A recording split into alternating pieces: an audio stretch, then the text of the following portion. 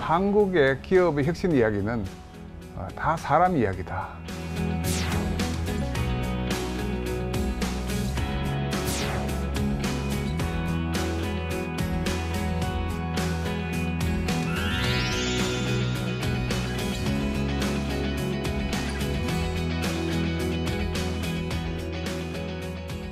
시청자 여러분 안녕하십니까? 이슈앤피플 장용수입니다. 얼마 전 대한상인은 76개 기업과 함께 신기업가 정신 선포식을 가졌는데요. 도전과 혁신, 창의성으로 대표되던 기업가 정신에도 변화가 필요하다는 의지로 볼 수 있을 것 같습니다. 오늘은 기업가 정신에 대해서 누구보다도 진지하게 연구해 오셨고 적극적으로 또 알리고 계시는 분을 모셨습니다. 가톨릭대학교 김기찬 경영학과 교수님 오셨습니다. 어서 오십시오. 네, 반갑습니다. 네, 반갑습니다. 네, 감사합니다. 네, 제가 이렇게 대담하기 전에 사전에 좀 이렇게 취재를 해봤는데 네. 거의 엔데믹 상황에서 네. 가장 바쁘신 분 같아요. 해외를 자주 나가시는 것 같은데 네. 최근에 어디 다녀오셨습니까? 제가 스위스 제네바에 갔다 왔고요. 네. 그 제네바에서 다시 한 시간 정도 거리에 있는 프라이부르크라고 하는 곳입니다. 그러니까 프랑스와 독일의 어떤 영향 문화가 겹치는 곳이고요. 거기가 우리 교육의 중심지인데 네. 그곳을 거쳐서 제가 하는 우리 세계 중소기업 대회가 다음에는 2024년도 베를린에서 열립니다. 네. 그래서 베를린에 가서 또 관계자들하고 만났고요. 그다음에 OECD가 있는 프랑스 파리에 가서 앞으로 우리 기업가 정신 문제를 세계적으로 어떻게 다룰 것인가. 그래서 우리 미국에 있는 학자들하고 한번 다 둘러보고 왔습니다. 네. 그리고 또 최근에는 네. 인도네시아도 다녀오신 네, 제가 우리 한 인도네시아 경영학 회장을 맡고 계시죠. 있기 때문에 인도네시아에서 어떻게 보면 한국과 인도네시아 간 이 비즈니스 교류를 우리 학회 차원에서 어떻게 도울 것인가 이런 것들인데요. 네. 굉장히 많은 수확이 있었던 것 같습니다. 네. 그 또 교수님께서는 K 기업가 정신 네. 포럼 의장도 맡고 계시던데 네. 사람 중심의 기업가 정신을 가장 많이 강조하시는 분으로 알고 있습니다. 네. 이게 어떤 내용인가요? 제가 이제 해외에 나가면 우리 한국이라는 나라에 대해서 가장 관심을 많이 가지는 것은 1960년대 세계에서 가장 가난했던 나라가 어떻게 이렇게 짧은 기간에 변화를 할 수 있을 것인가 이런 내용인데요. 그 핵심은 우리 혁신이잖아요. 근데 이 혁신을 하려면 항상 세 가지가 필요합니다. 사람이 필요하고요. 돈이 필요하고요. 땅이 필요하고 우리 토지, 노동, 자본 이 세 가지를 이야기를 하는데 한국은 돈도 없었던 나라고 어떻게 보면 땅도 좁은 나라인데 어떻게 혁신을 할 수 있을까 하는 것들에 대해서 외국 기업들이 관심을 많이 가지고 특히 미국의 메이저 출판사들이 이제 그런 것들을 책으로 쓰고 싶다 그렇게 이야기를 하는데 저는 이렇게 이야기를 합니다. 한국의 기업의 혁신 이야기는 다 사람 이야기다.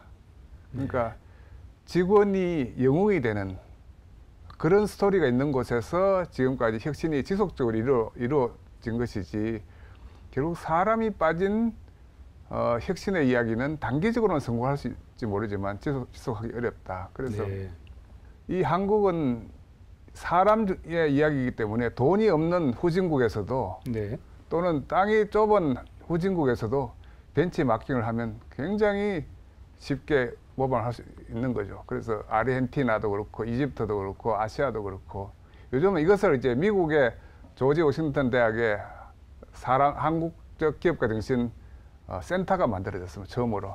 그런 곳에서 이제 연구하기 시작하고 있기 그러면 때문에. 이 사람 중심 기업가 정신 물론 역사가 길 수도 있겠지만 네. 구체적으로 이 모토가 제시된 게 언제쯤이었나요? 사실 이 사람 중심으로 할 거냐 안 할 거냐를 나누는 게 우리 경영학에서 보면 우리 밀턴 프리드만의 경영학 이론은 다 돈 이야기예요.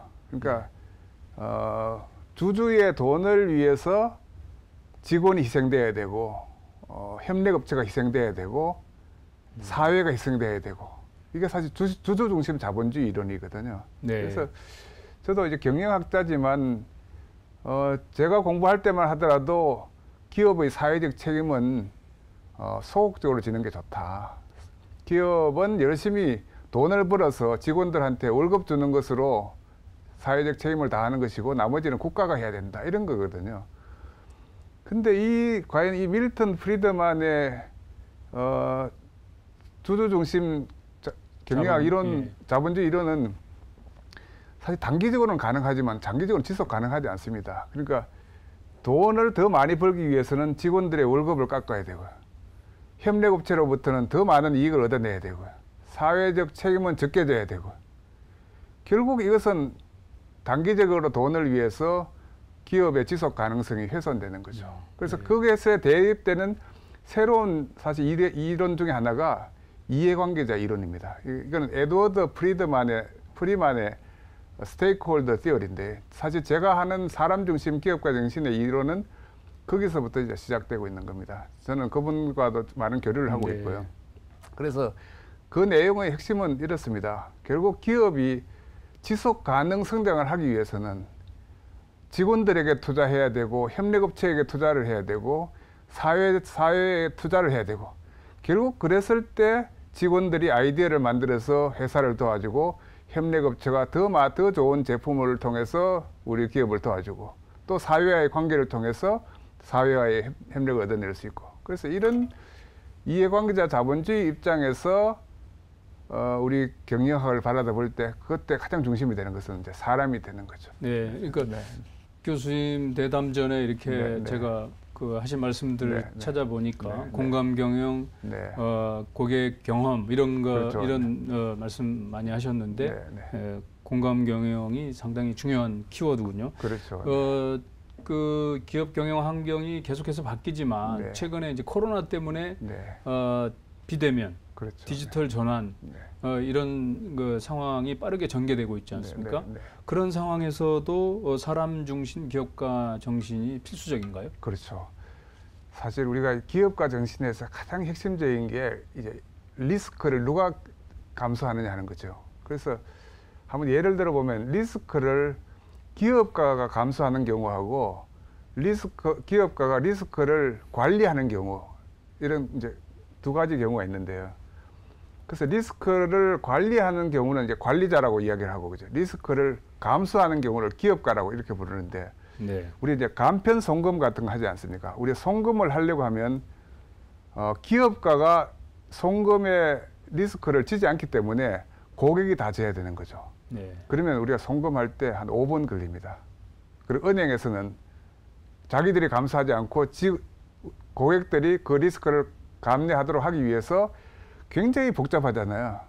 그 사실 저는 그 5분을 쓰는 게 너무 불편한데 우리 사실 토스 같은 데서는 그 리스크를 우리가 다 지겠다. 기업가가 다 지겠다. 그러니까 8초 걸립니다. 8초. 그래서 사람들이 다 이게 토스 쪽으로 사람들이 몰리잖아요. 그 사실 이게 기업가가 사실 우리 혁신을 주도하는 경우하고 관리자가 혁신을 주도하는 경우에 얼마나 고객 경험의 혁신의 속도와 공감의 정도가 달라지는지를 보여주는 거죠. 그래서 저는 아마 이 코로나가 끝나고 나면 관리자의 종말 시대가 오고 있다. 그래서 사실 관리자라는 게 지시하고 통제하는 거잖아요. 그래서 우리 게리 하멜 같은 사람은 이것은 관료제의 종말이다 이렇게 부릅니다. 관료제의 종말. 그 대신에 휴마노크라시, 사람 중심 기업가 정신의 부활 이렇게 이야기를 할 수 있죠. 거기에는 세 가지입니다. 공감하게 할 것인지. 그러니까 이 기업가는 직원들에게 가는 방향에 대해서 공감하고 소통하게만 하면 직원들이 다 아이디어를 만들고 혁신을 해주잖아요. 그죠? 그래서 그런 시대를 열어갈 수 있는 기업만이 코로나 이후에 혁신의 성공할 수 있다. 네. 이렇게 제가 생각하고 있는 거죠. 네. 교수님은 이제 꼼파니아 학교라는 곳에 교장도 맡고 계시잖아요. 네. 여기도 역시 사람 중심 기업가 정신을 이제 이렇게 무료로 컨설팅 해주시는 걸로 알고 있는데 지금도 이렇게 계속 운영이 되고 있는 거죠? 네, 맞습니다. 사실 그 꼼파니아 학교는 저는 사실 대기업에 자문을 굉장히 많이 했습니다. 제가 제가 삼성전자도 제가 마케팅 자문을 오래 했었었고, 현대자동차도 그랬고, 포스코도 그랬고, 그래서 그러면서 저는 어떻게든 이런 제가 사회에서 받았던 이런 혜택을 중소기업에 돌려줘야 되겠다. 이래서 제가 90년대는 7년 동안 중소기업들에 대해서 다 무료로 강의를 했고요. 네.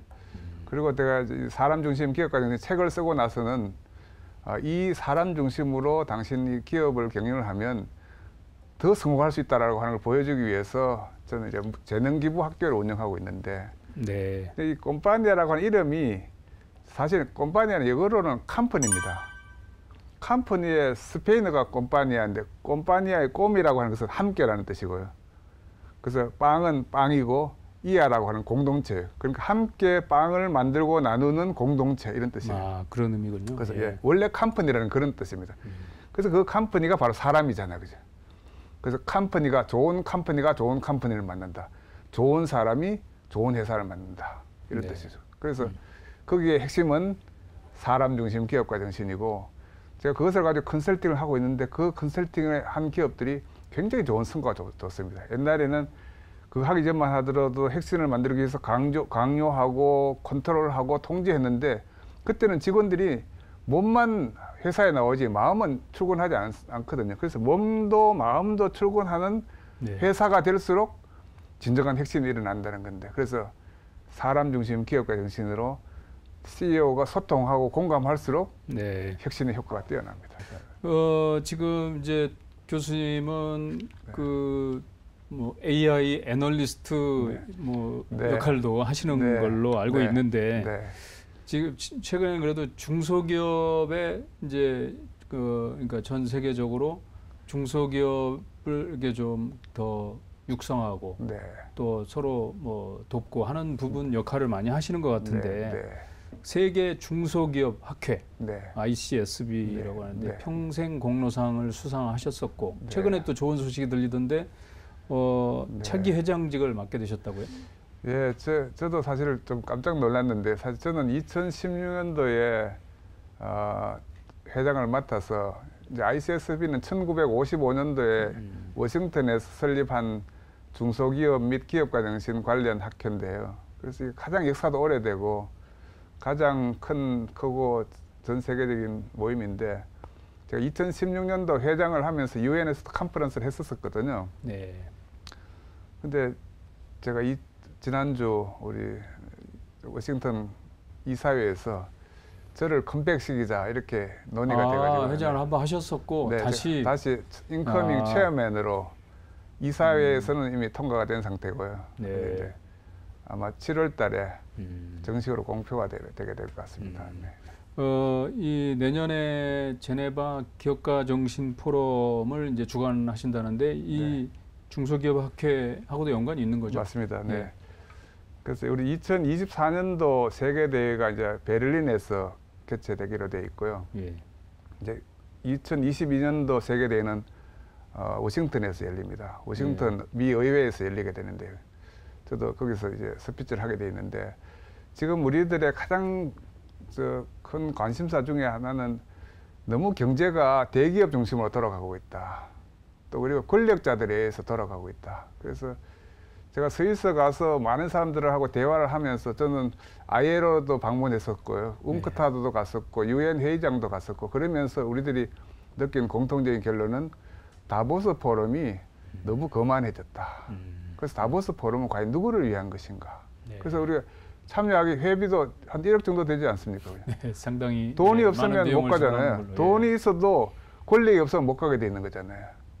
그래서 물론 큰 흐름을 바라다 보는 그런 메시지는 필요할지 모르지만, 우리가 다보스가 아닌 그 아름다운 제네바에서 중소기업과 스타트업과 이런 기업가들이 편하게 참여할 수 있는 포럼을 하나 만들겠다. 이래서 지네바 기업가 정신 포럼이라고 해서 내년 4월 달에 개최를 하게 될 거라고 하고 지금 준비하고 있습니다. 네, 이거는 이제 중소기업 중심의 글로벌 포럼이다. 네, 중소기업과 스타트업과 특히 여성들도 많이 포함식입니다. 그래서 저는 이 대한민국에서도 그렇지만 전 세계적으로 역량이 덜 활용되고 있는 분야가 여성 기업가 정신이고요. 그래서 제네바 포럼에서는 주제가 He and We입니다. He는 사람 중심 기업가 정신이고요.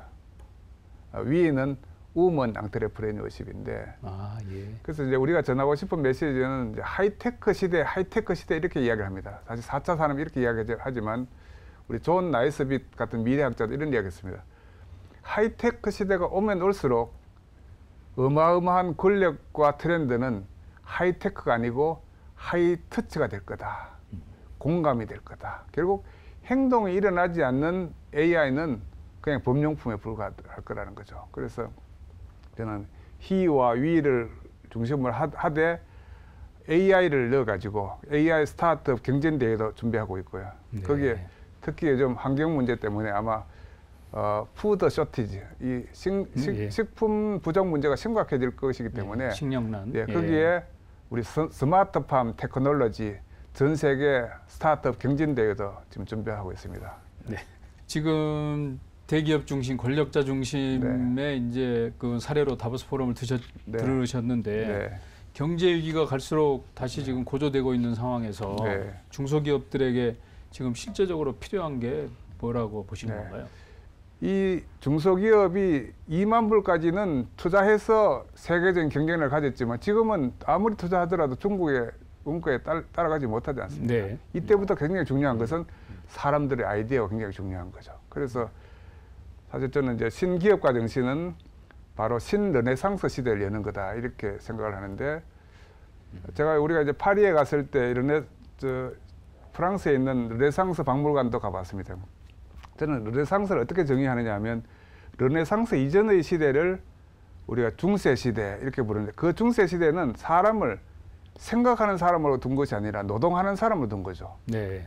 근데 이제 이 르네상스 시대는 이 노동하는 사람을 생각하는 사람으로 바꿔준 겁니다. 그 thinking man으로 바꿔준 거죠. 그래서 이때 중요한 역할을 한 사람이 이탈리아의 메디치가인데 메디치가는 레오나르도 다빈치한테 생각하게 한 거죠. 그죠? 생각하게 한 결과가 모나리자 같은 거죠. 그래서 저는 문명은 생각하는 사람에 의해서 나오는 것인데 지금 대한민국의 우리 중소기업은 사람들을 생각하게 하는 것이 아니고 노동하게 하는 거잖아요. 그래서 노동은 앞으로 AI가 로봇이 하게 될 것이고 그렇게 됐을 때 우리 중소기업들이 더 중요한 것은 그 사람들을 생각하게 하고 생각의 결과가 바로 문명입니다. 그게 핵심이고 그죠. 그래서 저는 우리 중소기업들의 그렇죠. 조직 문화를 사람들을 생각하게 하는 문화. 그래서 이것을 미국에서는 이미지니어다 이렇게 부릅니다. 그러니까 우리 상상하고 그 다음에 그것을 고객의 경험으로 만들어내는 엔지니어링. 그래서 이미진과 엔지니어링을 합쳐서 이미지니어라고 이렇게 부르는데 우리 중소기업은 미국 중소기업에 비해서 이미지니어가 부족한 거죠. 그래서 미국에서는 당신 회사에 이미지니어가 몇 명이 있느냐. 이게 바로 경쟁력이거든요. 우리는 로봇 수가 몇 명이다. 이거는 경쟁력이 되지 않는 거죠. 그래서 중소기업한테 가장 CIO가 하나 필요하네요. 맞습니다. 이미지니어. 좋을 것 같습니다. 그 재택근무 관련해서도 이제 우리 교수님이 좋은 의견을 내셨던 것 같은데 이제 코로나 시대 때문에 이 활성화됐고 여전히 이제 뭐 병행하는 기업들도 많고 하는데요. 인풋보다는 아웃풋을 관리하는 유연한 조직 문화로 이렇게 보시는 것 같은데 이게 어떤 내용이고 우리나라에 어떻게 정착이 돼야 될까요? 네, 지금 우리 카카오가 이제 주 1일 출근 근무제를 선언했고, 그죠? 네이버도 그랬고, 우리 삼성도 기업 문화를 굉장히 많이 바뀌고 있는데, 이제 이런 배경에는 이제 코로나 이후에 감히 시도해보지 못했던 재택근무가 시도가 됐지 않습니까? 그래서 재택근무를 하는 과정에서 그러면 회사의 생산성이나 이런 게 떨어져야 되는데 우리 SK에서 체크해 보니까 한 40% 정도 올라갔더라고요. 생산성이 올라갔더라고요. 사람을 생각하는 사람으로 만든다면 사람을 인풋으로 관리하는 것이 아니라 아웃풋으로 관리해야 되는 건데, 이제 여기는 중소기업들이 이제 생산 현장에 있는 경우에는 상당히 또 애로 사항이 많습니다. 사실 이렇게 되면, 그죠? 근데 이제 우리 중소기업들도 스마트화도 많이 하고, 사실 스마트화보다 더 중요한 것은 이제 이 아웃풋을 어떻게 관리할 것인가 하는 건데, 이 아웃풋을 관리하기 위해서는 팀장의 역할이 굉장히 중요합니다. 그러니까 옛날에는 1년에 한 번 평가해가지고 성과급도 일률적으로 줬지 않습니까? 이게 이제 이걸 우리 이 베이비붐이라든지 X 세대는 받아들이지만 MZ 세대는 이걸 받아들이지 않습니다. 그러니까 나의 역할이 제대로 평가받도록 하기 위해서는 이 상시 평가 시스템이 돼야 되고, 상시 평가한 만큼 또 상시 지원도 있어야 되고, 육성도 있어야 되고, 이런 어떤 조직 문화가 달라지게 되는 거죠. 네. 교수님의 인생 모토가 네. like magic, 예, 뭐 이래 들었습니다. 네. 매직, 마술 말씀하시는 거잖아요. 마법처럼 이게. 네. 근데 이제 이번 해외 이렇게 출장에서도 그런 시연을 많이 하신 것 같은데. 그렇습니다. 네. 이것도 역시 이렇게 사람 중심 경영과 맞닿아 있는 거죠. 그게 사실은 피터 드러크의 경영의 정의에서 나왔습니다. 피터 드러크의 경영의 정의는 경영이라고 하는 것은 평범한 사람들이 모여서 비범한 성과를 내게 하는 거예요. 그죠? 그래서 평범한 사람이 모여서 비범한 성과를 낼 때는 사람은 관리자가 되는 것이 아니고 리더가 돼야 되는 거예요. 그래서 이 리더십이라고 하는 것은 사람도 강점이 있고 약점이 있지 않습니까? 그러니까 강점 중심으로 업무를 배치해서 약점이 문제가 없도록 하는 게 리더십이거든요. 그러면 모든 사람이 마법처럼 이 엄청난 성과를 낼 수 있어요. 그래서 인생은 like magic, 마법처럼 하도록 하기 위해서는 자기가 잘할 수 있는 분야를 도와주고, 그래서 그 사람들이 성과를 내는 건데, 그렇게 하려면 어떻게 해야 될 것인가? 마음의 문을 열어야 되는 거죠. 네. 그 협력을 하게 해야 되는 거죠. 이때 제가 제일 많이 쓰는 게 이제 마술을 직접 하시는 거죠. 사실 마술 때문에 제가 세계 학회장이 됐습니다. 제가 아르헨티나에 가가지고요. 제가 키노트 스피커가 됐는데 2시간을 강의를 하라 그러더라고요. 그래서 1시간은 강의를 하고 1시간은 마법을 했습니다. 그러니까 네. 그 당시에 돈을 아르헨티나 돈을 주면 제가 1달러로 바꿔주고 10달러로 바꿔줬더니, 야. 네, 뭐 이 자리에서도 네. 보고 싶지만 시간 관계상 네. 다음 기회에 한번 모셔서 보는 걸로 하고요. 네. 마지막으로 네. 앞으로 계획 짧게 말씀 듣고 끝내겠습니다. 네. 결국은 우리가 기술이 아니고 사람이 돼야 되는 거죠. 그래서 저는 결론적으로 하이테크 시대가 오면 올수록 더 사람들의 아이디어라든지 이런 게 더 중요해진다. 하이테크는 커머더티에 불과하고, 그죠?